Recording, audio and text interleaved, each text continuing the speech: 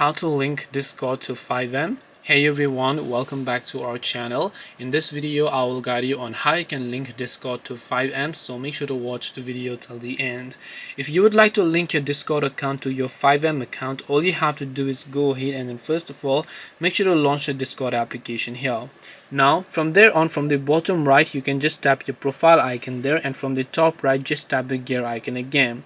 Once you tap the gear icon there, one of the options you will find here is called connections. So make sure to tap the connections tab, and then here you can see connections. So now you can tap the add option from the top right hand side and then look for the FiveM application. If you've already linked them though, you won't find them, but if you haven't linked them, you'll find FiveM, where you should be able to go ahead and then now connect your FiveM to Discord.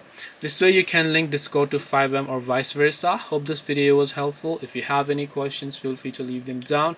Thank you for watching and see you in the next video.